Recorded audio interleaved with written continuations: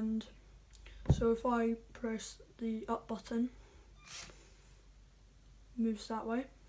I press the down button, moves like that. Up, down, up, down. You can do it multiple times, but it'll get like undone. So you need to restart it and it relevels it. And then you can go in and press the side button and it'll spin it.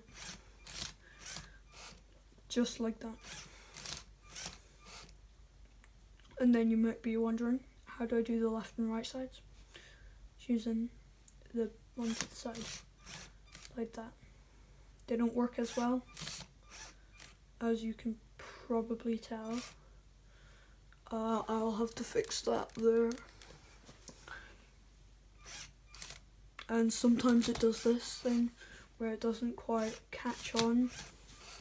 I'm not entirely sure why, but I think it's not connected properly. Maybe there. Okay.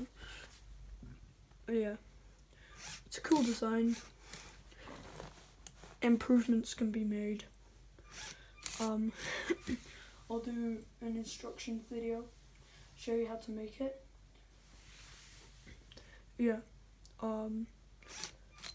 Thanks for watching. See you guys next time. Bye.